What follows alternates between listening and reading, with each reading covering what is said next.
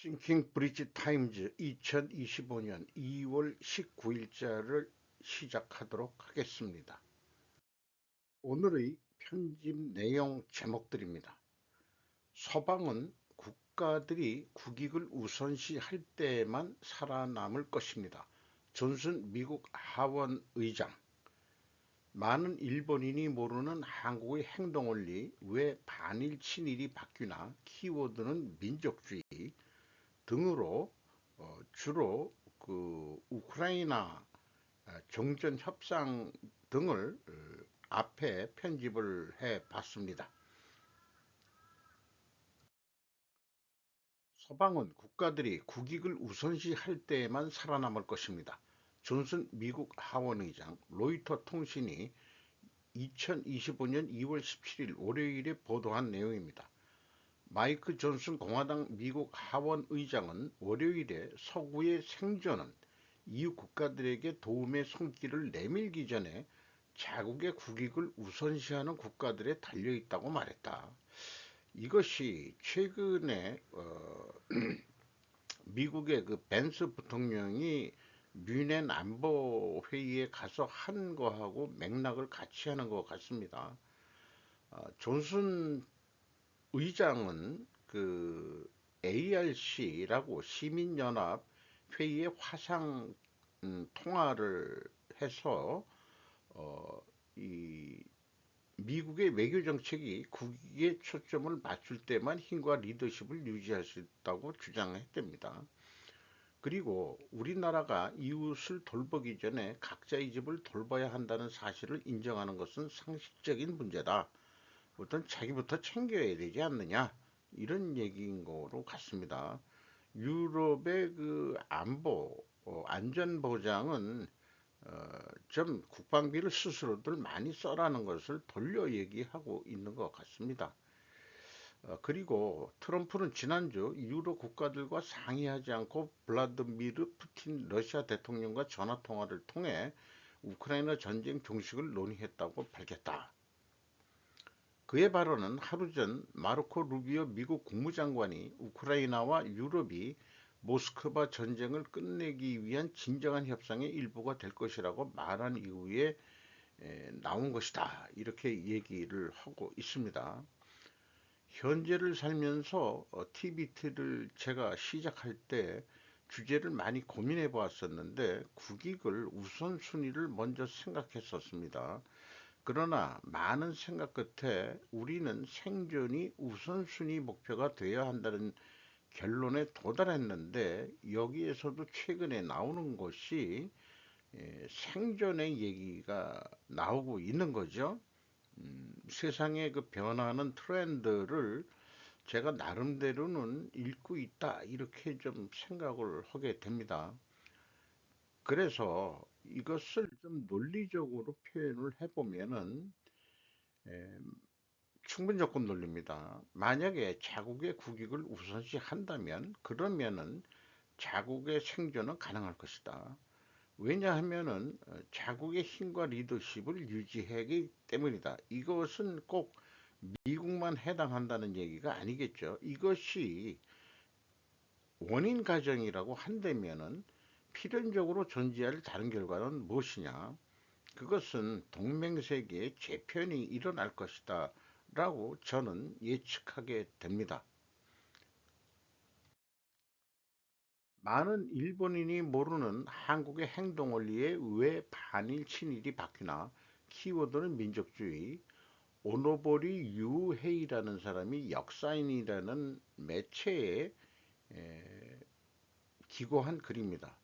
자, 이번 주제는 한국입니다. 이 점에서 한국은 상당히 특수한 구조로 되어 있고 좌파가 민족주의의 색깔이 강한 것이 특징입니다.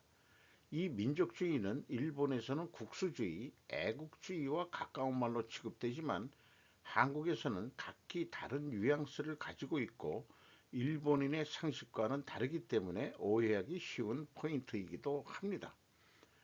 일본인이 잊기 쉬운 한국을 이해하기 위한 세 가지 포인트. 첫 번째 포인트는 민족이 둘로 분단되어 있다는 것입니다. 두 번째 포인트는 한국은 미국의 강력한 영향 아래 있다는 것. 일본도 이건 마찬가지일 텐데요. 세 번째 포인트는 권위주의 대 민주주의 구도입니다.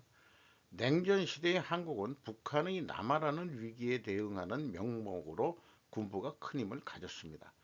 군부는 독재, 권위주의 체제를 쌓아올려 민주화운동을 엄격하게 탄압, 민주운동가들과 민중은 뿌리 깊게 시위하 등 운동을 벌여 권위주의 체제를 타도하고 권력을 탈취한 경험을 갖고 있습니다. 현대에도 보수층은 권위주의 흐름을, 자유주의층은 민주주의 흐름을 이어갑니다. 꼭 그렇게 양분해서 표현할 필요가 있느냐? 좌파는 민족주의가 된 경우 초대 대통령이 부정선거로 사퇴한 뒤 박정희의 독재 체제에 이어졌죠. 박정희는 김대중과 김영삼 등 야당 정치인과 민주운동가들을 가차없이 탄압했습니다. 강력한 리더십 아래 한국을 경제 발전시키는 것을 목표로 한 박정희는 일본과의 국교 수립을 서두르고 있었습니다. 야당의 반대에도 미국이 자유주의 진영끼리인 일본과 한국의 관계 정상화를 촉구하면서 1965년 6월 한일 기본조약이 체결되어 국교가 수립됩니다. 이것은 별도 다른 내막을 또 얘기해야 됩니다. 1979년 10월 그 남부 부산과 마산에서 시작된 대규모 시위에 대처를 둘러싸고 정권 내 의견 대립으로 박정희는 암살당하고 맙니다. 그러나 군부 독재는 끝나지 않고 1980년 5월에는 남서부 광주시에서 발생한 대규모 시위에 대해 군과 경찰이 철저한 진압 활동을 벌였습니다. 피해자의 수는 사망자 240명, 부상자 5,019명으로 알려져 있습니다. 5.18 유공자가 지금 명단이 공개되라 그래도 공개를 안 하고 있는 이유를 지금 이슈가 돼 있죠. 반미 반일로 북한과의 유화를 꾀하는 좌는 민족주의, 그 반대의 우는 애국주의라고 되어 있는데 에, 글쎄요, 애국주의라고 그 표현은 돼 있네요.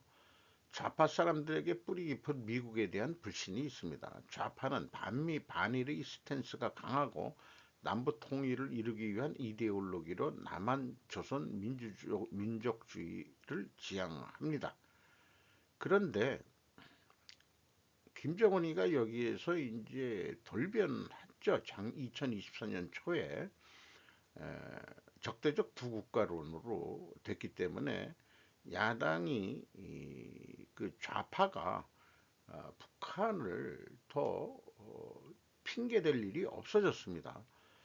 이게 바뀌었는데 이 글은 바뀐 상황을 언급을 해서 다시 해석해야 되지 않겠냐.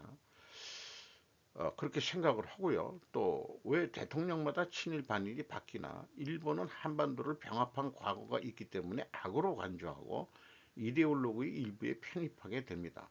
우파는 윤석열 정권이 이 민족주의에 연연하지 않는 이유는 한국의 국채 유지를 먼저 생각하고 북한을 가장 큰 주적으로 간주하기 위해 미국, 일본과의 공조가 필요하기 때문입니다.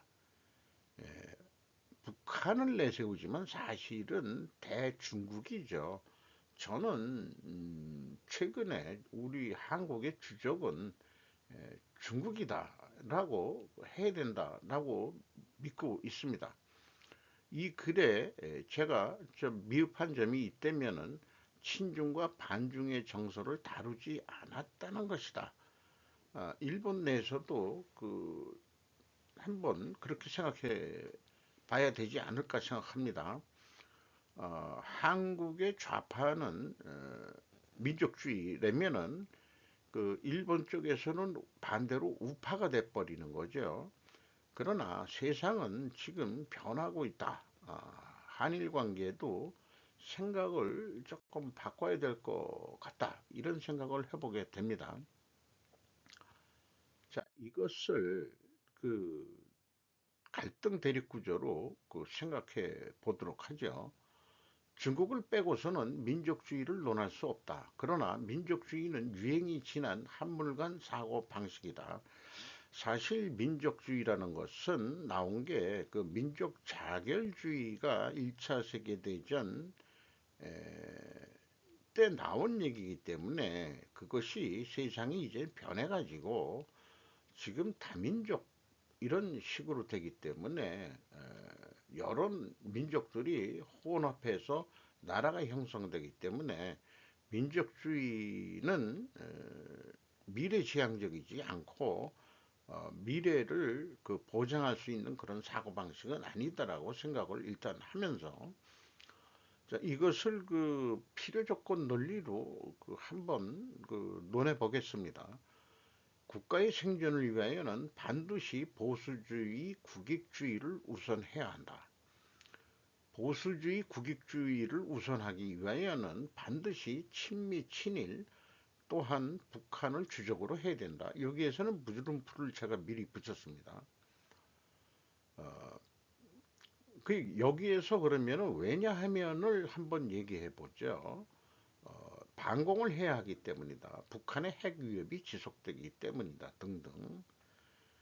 여기에 이제 중국을 주적으로 넣는다고 한다면은 중국은 수십 년간 이 친중화 공작을 해왔기 때문이다라고 얘기할 수 있겠습니다. A 국가의 생존을 위하여는 반드시 진보주의 및 민족주의를 우선시해야 한다. 진보주의, 민족주의를 우선시하기 위하여는 반드시 반일, 반미를 하여야 한다. 왜냐하면 한민족이 통일해야 하기 때문이다. 미군은 점령군이고 일본은 합방을 했었기 때문이다. 등등.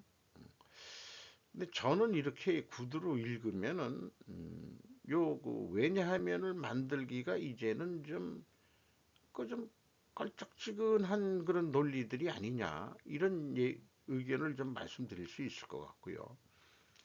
윤 정권 직전의 문 정권은 정책은 반일 친미 정책 이거에 한 가지씩만 하는 거죠. 여기에 반일과 그 다음에 친미 정책을 했다 이게요. 대립관계인데 문재인 정권은 꼭 이렇게 했던 거로 되기 때문에 이런 것들을 그 그레이 색깔 대중국은 허허 하면서 넘어가는 식으로 은근슬쩍 넘어가 가지고 민주당 내에서 친중파가 많기 때문에 그렇게 5년 정권을 유지했던 것 같습니다. 이 대립 갈등을 해소하는 길이 있다. 바로 보수 국익주의가 필히 반중 정책이어야 한다. 여기가 반중 정책이 나와야 됩니다. 미국이 러시아와 대화하듯이 대한민국은 조선인민민주주의 공화국과 대화할 수 있어야 한다. 중공을 주적으로 했을 때 그렇단 얘기예요. 그래야 EU처럼 우크라이나 협상에 배신당하지 않을 것이다. 현재의 정치 혼란은 친중과 반중의 내전으로 생각해야 한다. 저는 그렇게 생각합니다. 트럼프 우크라이나의 군대 파견 배제하지 않음 조 반스 텔레그라피에서 2월 18일 날 보도를 했습니다. 도널드 트럼프 미국 대통령의 평화 특사는 월요일에 우크라이나에 평화 유지군을 파견하는 것을 배제하지 않았다고 말했습니다. 키스 켈로그 장군은 브뤼셀에서 유럽 나토 동맹들과 만난 후 기자들에게 정책은 항상 테이블에서 옵션을 제거하지 않는 것이었습니다라고 말했습니다. 옵션이 채택되는 협상 위치에 들어가고 싶지 않을 것입니다. 켈로그 장군의 말은 트럼프 대통령이 중재한 휴전을 감시하는 데들은 모든 부담을 떠안아야 할 것을 우려하는 유럽 지도자들에게 안심시키는 역할을 할 것입니다. 영국 스타머는 우크라이나는 미국의 안전보장이 필요합니다라고 얘긴 했습니다만은 영국도 그 파병을 고려할 수 있다 이런 얘기가 좀 나오고 있죠. 영국, 프랑스, 독일의 지도자들은 개시 결정에 대한 대응책을 마련하기 위해서 파리에서 열린 긴급회담에서 우크라이나에 군대를 파견하는 문제를 놓고 충돌했습니다. 우크라이나가 불만족스러운 거래를 받아들여야 한다는 우려에 대응하기 위해 특사는 이렇게 말했습니다. 그는 볼로드미르 젤렌스키가 그렇게 할 것이며 우크라이나가 국민들도 그렇게 할 것입니다. 어, 라브로프 우크라이나 회담을 위해 사우디아라비아에 도착했다는 뉴스가 있고요. 미국과 러시아 관리들이 우크라이나 전쟁 종식을 위해서 만났다. 이런 뉴스들이 계속 뜨고 있습니다. 우크라이나 광물의 50%를 내줘 트럼프 젤렌스키의 닥친 뻔뻔한 딜 내용 이런 제목을 붙인다는 것은 좀 트럼프를 비판하는 입장에 제목을 쓰는 거겠죠. 1월 18일 코리어 재팬이라는 데서 보도한 내용입니다. 도널드 트럼프 미국 대통령이 우크라이나에 대한 군사 지원 지속의 대가로 동국의 희토류를 요구하고 있다고 얼마 전 보도되었는데 그 상세가 밝혀졌다. 미국은 희토류에 머무르지 않고 보다 폭넓은 광물 자원의 50%의 소유권을 요구해 왔다고 한다. 그 뻔뻔함도 떠나면서 미국의 제안에는 우크라이나의 안전보장이 확약되지 않았기 때문에 월로디미르 젤렌스키 대통령은 블로디미르죠. 블로디미르 이를 거부했다고 발표했다. 그 요구는 스캇 벤센트 미 재무장관이 12일에 키이우에서 젤렌스키와 회담했을 때에 들이밀었다. 우크라이나 측에 그 제안 문서가 도착한 것은 회담 불과 4시간 전 젤렌스키가 훑어볼 시간은 몇 분밖에 되지 않았다고 합니다. 그런데도 벤센트는 젤렌스키에게 그 자리에서 문서에 서명할 것을 강력히 요구했다고 한다. 젤렌스키는 거부했다면은 사우디에서 열리는 회담에 젤렌스키는 참여할 수가 없을 겁니다. 댓글에 이런 얘기가 있어요. 광물 자원은 어느 정도의 값인지 값으로 줄 것인지, 기한은 어느 정도인지 상한을 요구해도 된다. 무상으로 줄 것은 아닐 것이며 동시에 안전보장도 약속받아야 한다. 그렇다면 러시아도 광물 자원을 겨냥해 침략하는 일은 없을 것이다.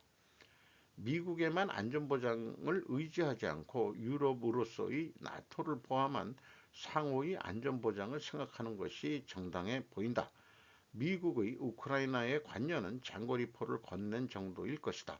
유럽의 우크라이나의 공헌도가 큰 것 같아 보인다. 이 댓글을 쓴 사람은 어, 그 현재의 그 힘의 관계를 좀 그렇게 제대로 파악은 못하고 있는 그런 댓글로 보이죠. 자, 그래서 어, 어저께 밤에 핵심적인 뉴스들을 좀 유튜브에서 챙겨봤습니다. 우크라이나와 유럽 없이 미국과 러시아가 합의할 수 있는 상황이다. What the US and Russia니까 그 우크라이나과 유럽을 빼놓고 지들끼리만 한 것은 과연 무엇이냐? DW 뉴스라는 건데요. 그 대담 관계입니다. 이 사람의 이름은 잘 모르겠습니다만은 현실을 냉정하게 잘 보고 있는 것 같습니다. 이것은 러시아와 우크라이나의 전쟁에 대한 것만은 아닙니다. 미국과 러시아 간의 관계 정상화에 관한 것이라는 것입니다. 미국 에너지 회사가 러시아로 복귀한다는 이야기가 나오고 있습니다. 물론 이 모든 것은 우크라이나 전쟁을 끝내는 데 달려 있습니다. 미국은 러시아에 대해 상당한 양보를 할 준비가 된 듯합니다. 돈과 관계 정상화에 대한 것이죠. 결국은 미국의 국익을 위한 것이다. 이렇게 얘기를 하고 있는 거죠. 유럽 안보 환경의 변화라고 생각합니다. 미국은 유럽에서 전략적으로 영향력을 줄이고 싶어 합니다. 유럽 안보는 유럽인에게 전가하고 싶어 합니다. 이제 유럽의 안전보장은 유럽끼리만 해라. 2차 대전 1945년 2차 대전 격려할 때하고 세상은 변하지 않았느냐.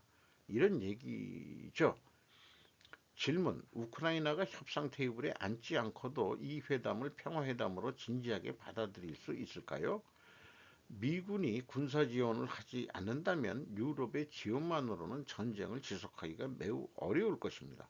이는 미국에 많은 레버리지를 제공합니다. 미국이 실제로 원하는 것이 무엇인지에 대한 매우 혼란스러운 그림을 가지고 있습니다. 혼란스럽겠죠. 유럽 입장에서는 지금 이제 어떻게 해야 되지? 우리는 그래서 긴급 파리 회담도 열고 그러는데 이제 그 미국하고 그 유럽이 척을 지는 그런 상황이 되는 거 아니겠느냐? 이런 느낌이 이제 자꾸 들게 만들죠. 우크라이나 평화회담 전쟁의 영구적인 종식, 미국 러시아 회담 후 발언, CNBC TV 18번이네요. 그들은 유럽에서 철수하기 위해 러시아를 멀리 만나기 위해 얼마나 멀리 갈지 불확실합니다. 푸틴과 트럼프 사이의 정상회담을 준비하고 있다고 생각합니다. 우크라이나의 나토 가입에 대해서 러시아는 3년 전보다 훨씬 더 나은 협상 위치에 있기 때문에 중요한 양보처럼 들립니다. 2014년 마이단 혁명은 우크라이나가 러시아가 아닌 EU에 더 가까워지기를 원했기 때문에 시작되었지만 푸틴은 아직까지도 그렇게 되는 것을 싫어할 것이긴 합니다. 요게 이제 그 루비오 장관과 그 다음에 이 러시아 외무장관이 만나가지고 그 얘기한 거죠. 어, 세르게이 라브로프 요 만난 사진 중간에 이제 그 사우디아라비아가 이제 사우디에서 하니까 이렇게 중간에 이제 사우디가 이번에 큰 역할을 하는 것 같습니다. 역시 이 젤렌스키 아랍에미리트에 도착했다는데 사우디에 내리지 못하고 거기 한 것은 젤렌스키 빼. 그 저기 뭐 히토리도 안 준다는데 빼 이렇게 했겠죠.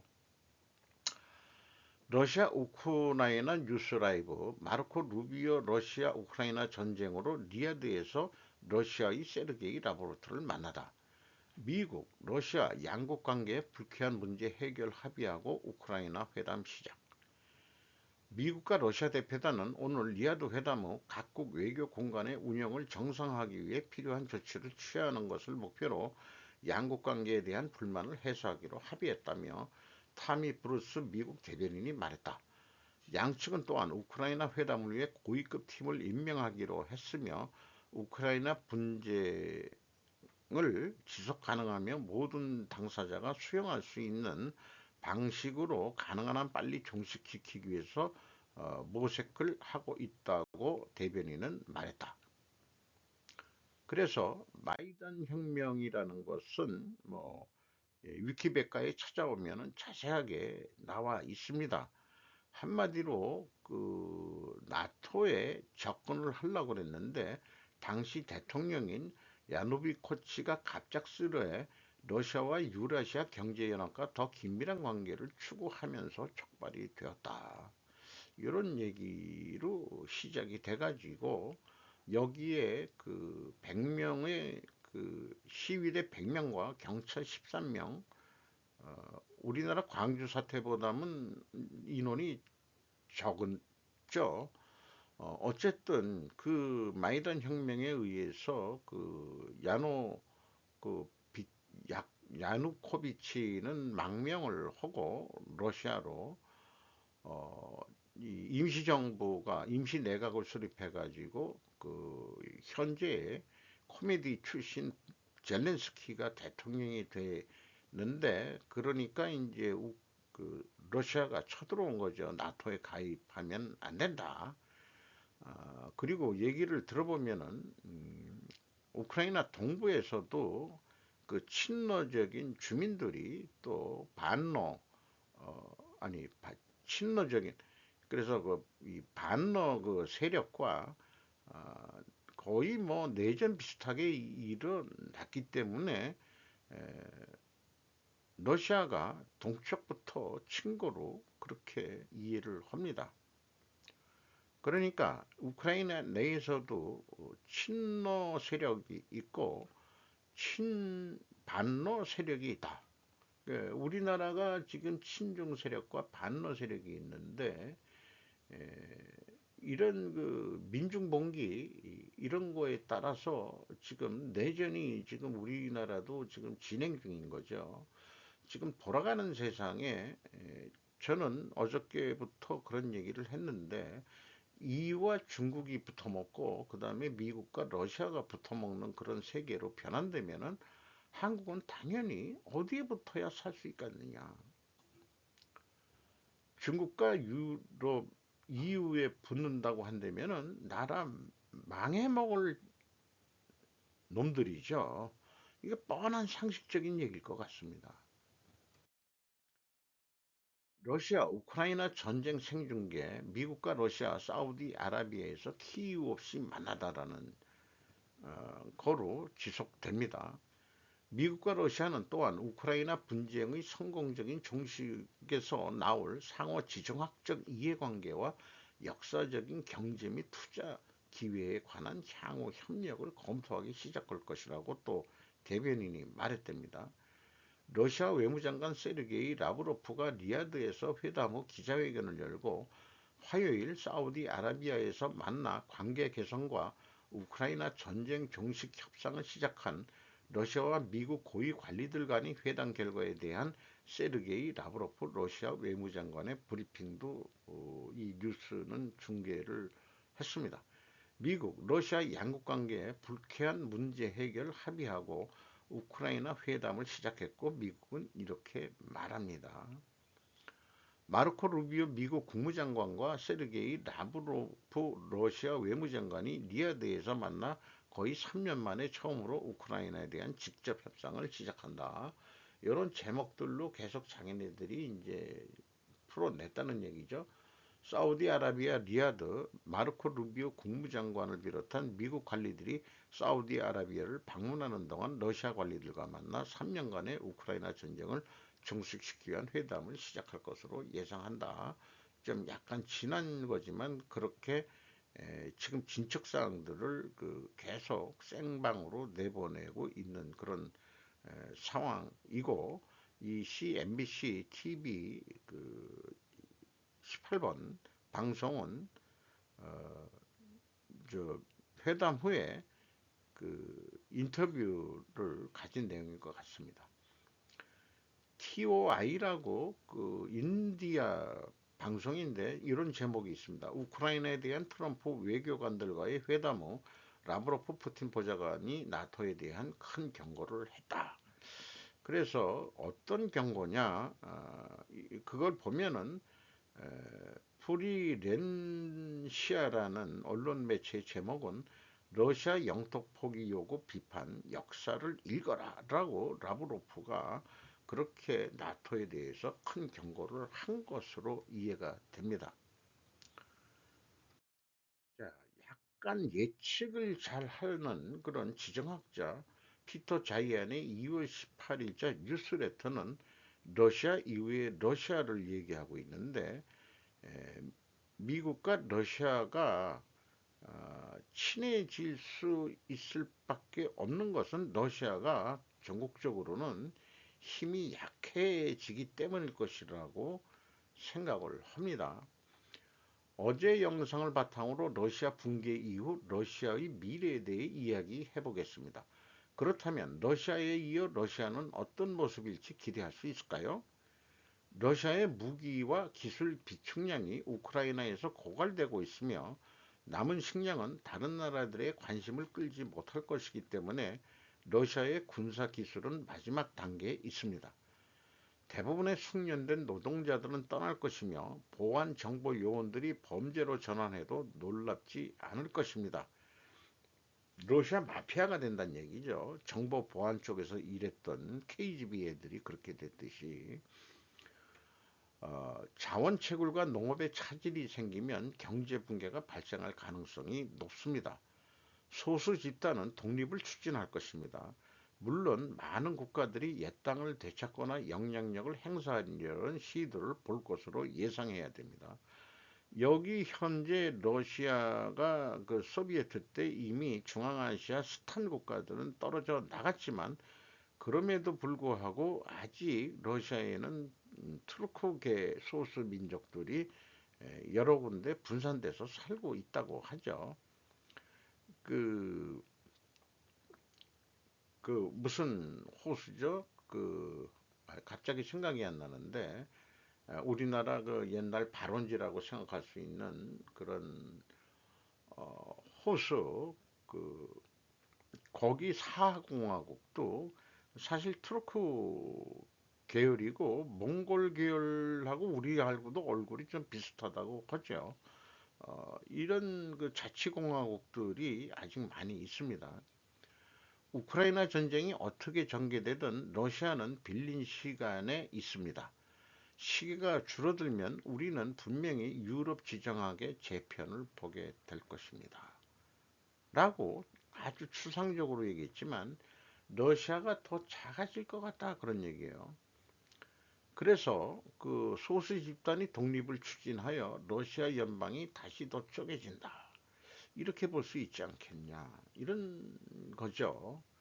자, 그래서 러시아가 망하면은 중국이 커지기 때문에 그 키신정이 얘기한 거를 참고해서 지금 하고 있는 거 아닌가 하는 생각이 들어가요. 그러니까 소련을 품고 그동안에는 나토를 소련이 강했을 때는 나토의 주력을 미국이 했는데 지금은 중국이 문제니까 러시아를 품어라. 러시아가 망하면은 더 문제다. 왜냐? 중국이 러시아를 먹으면 어떡할 거냐? 이러면은 미국도 힘들어진다. 그러니까 어떡할 거냐? 그러니까 중국을 죽여야 되는 거예요. 그러니까 러시아를 품어야 되는 거죠, 미국이. 그러면은 우크라이나 전쟁은 러시아한테 유리하게 그 평화 협정이 되지 않겠느냐. 그러니까 이미 뺏긴 땅은 어쩔 수 없고 그냥 이대로 해라. 그리고 우리 못 도와줘. 도와달라고 얘기할 거면은 자원 50% 내놔. 아주 우리 6.25 한국전쟁 때는 미국은 그때는 이데올로기 성격이 강하기 때문에 뭐 대가 없이 그냥 유엔군을 해가지고 한국 방어를 해줬던 거죠. 그때 상황하고 지금 우크라이나 상황하고는 같을 수가 없을 것입니다. 그러니 이 지금 친중하는 애들은 어떻게 보면은 제 생각에는 저 반역자들이다. 우리가 어떻게 생존했는데 너희들이 친중하려면은 그냥 한국에 살지 말고 그냥 중국으로 넘어가서 살아 이 사람들아. 이렇게 얘기를 한국을 떠나거라라고 얘기를 하고 싶네요. 지금까지 트럼프 대통령의 사회보장 변화 알아야 할 네 가지 상황. 키스 스피치가 모슬리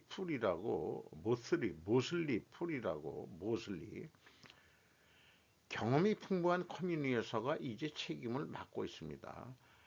미셸 킹을 사회보장국 SSA 국장 대행으로 선출. 두 번째는 도지는 사회보장을 목표로 하고 있다. 모든 사적인 사기의 합계를 초과한다고 100% 확신합니다고 머스크가 X에 기재를 했고요. 도지의 노력은 주로 행정 효율성과 생산성에 초점을 맞추고 있습니다. 사회보장 혜택 삭감은 의회를 통과하고 트럼프 대통령이 서명해야 합니다. 세 번째, 인플레이션의 선언은 콜라에 영향을 미칠 수 있습니다. 콜라는 사회보장 생활비 조정, 인플레이션을 기준으로 한다. 네 번째, 이민 단속으로 인해 사회보장 신탁기금의 인출이 가속화될 수 있다. 이런 얘기를 소개하고 있네요. 도지의 효율성 부서, 효율성은 제가 거부 이런 상황이 일어날 수 있기 때문에 이피시언시 효율성을 이펙티브니스 효과성 부서로 좀 넓게 생각해서 추진해 나가야 되지 않겠냐 이런 생각을 해보게 됩니다. 권성동 제1야당 대표가 대북 제재 위반범이면 우리 외교 대참사라는 제목으로 연합뉴스에서 2월 17일 날 보도한 내용입니다. 외교 대참사가 아니라 간첩행위입니다. 간첩법 개정을 미루는 이유가 어디 있겠습니까? 현재는 북한에 이롭게 하는 것을 간첩법으로만 했는데 외국으로 확대하려니까 이런 것들이 다 외국으로 확대된 거죠. 미국에 체포되어 미국 법정에 서야 할 사항입니다. 간첩법으로. 그러니까 수 틀리면은 미국이 멕시코 같은 데 가서는 잡아오잖아요. 직접 들어가서 모르죠. 그 겁먹고 있는지. 한독수 억지 탄핵 결과가 외교통상 난맥상 한 탄핵 심판 신속 진행해야 불법 대북 송금은 유엔과 미국 제재 대상이다. 연루된 사람들과 단체도 모두 세컨더리 보이콧 제3자 제재 대상이 된다. 그래서 대북 송금 그 뉴스가 나왔던 거 한번 그 찾아봤고요. 또 부수적으로 김성태와 이해영 간의 뇌물 공여도 있었고 안부수는 재판에서 대북 송금 사실을 인정하는 진술을 했다. 나무 위키의 내용이 있고 쌍방울 참고적으로 봤는데 매출이 919억으로 줄었고요.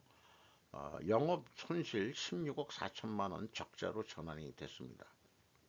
이런 쌍방울 제품을 누가 많이 사주겠냐 이런 생각이 들어가네요. MBK 영풍 최은범 회장 등 검찰 고발 공정거래법 위반 및 배임 혐의로 노자훈 기자가 조선비지에서 임시주총회의를 승리로 이끌었죠. 상호 출자로 만들어가지고 아주 신의 한 수 같은 그런 거로 해가지고 25.4%의 지분을 영풍이 고려인을 가지고 있으면서도 의결권을 행사하지 못하게 막은 거죠. 신의 한 수라고 생각합니다.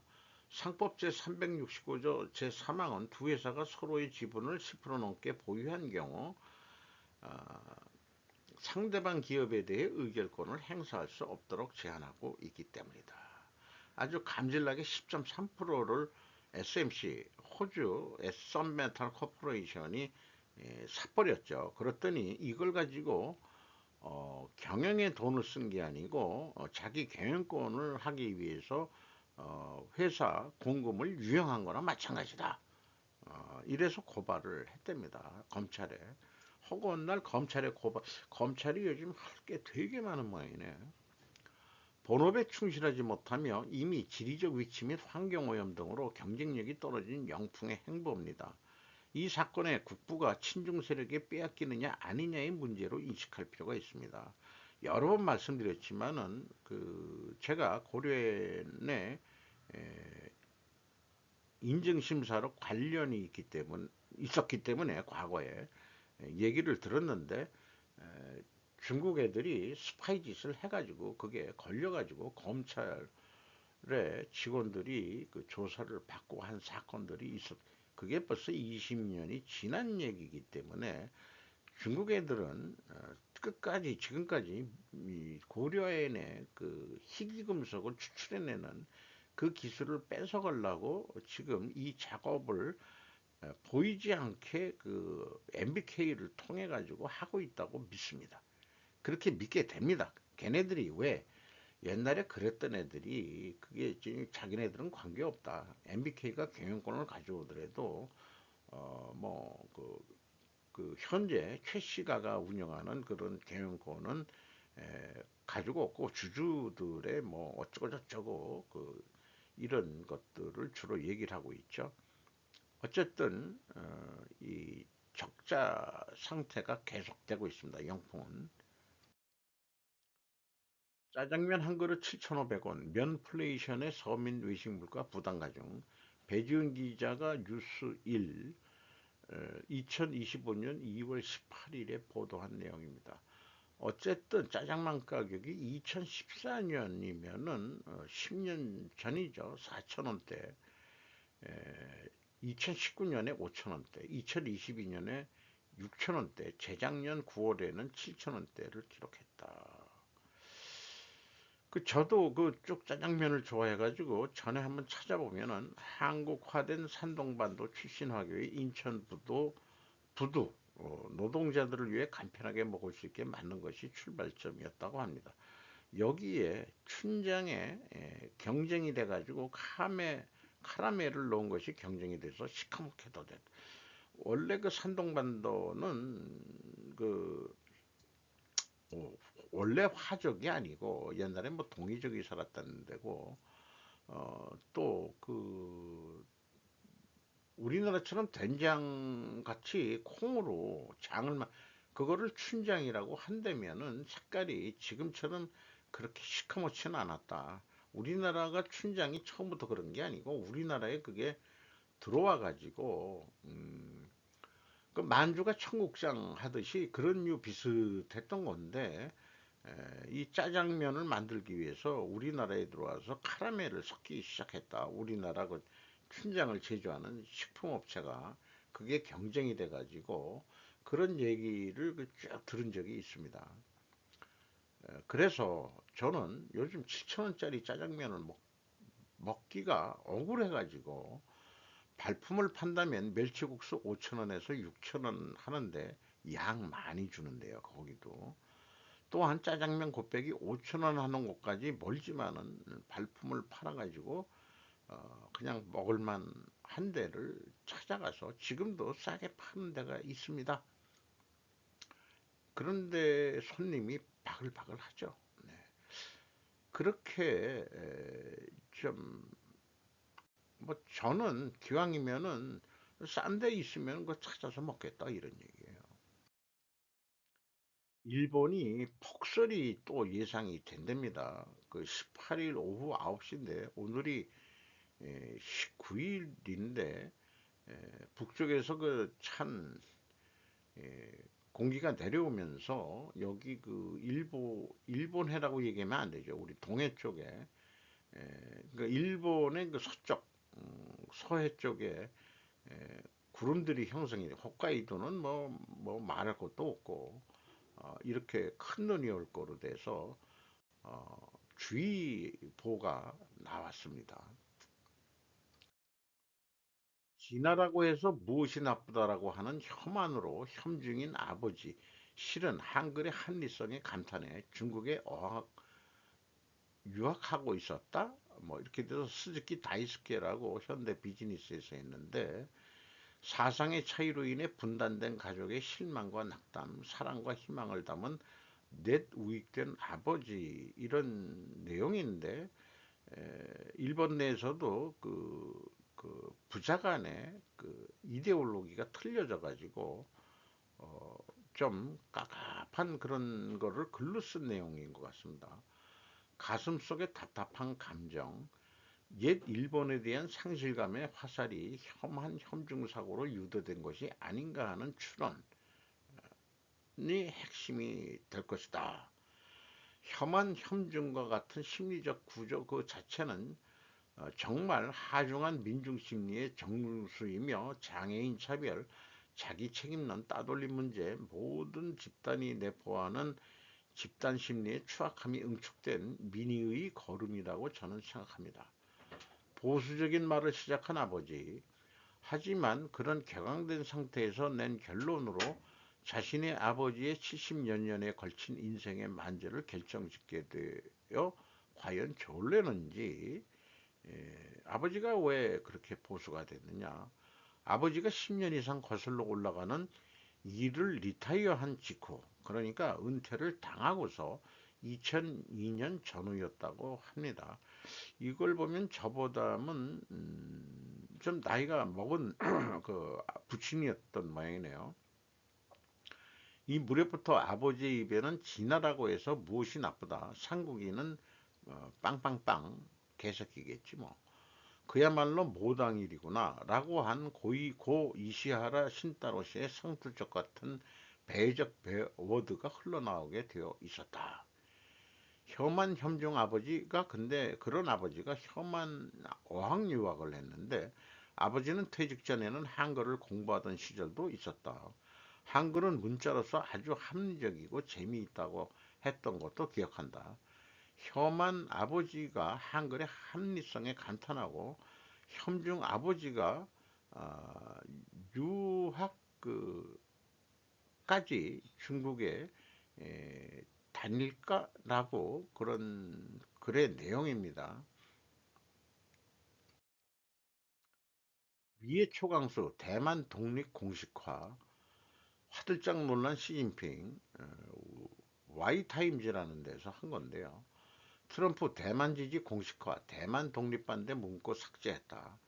사실상 대만 독립 찬성하며 부추기는 역할할 가능성 트럼프 2기의 친대만 행보 외교관계 정상화 필요 사실상 대만 독립 찬성하며 부추기는 역할할 가능성 미국은 전략적 모호성 원칙 파기한 것인가 일본 경제신문 지역 출신자의 정체성을 배려하는 것 대만 당국 통계에 따르면 매년 약 800명에서 1000명이 일본인과 결혼한다.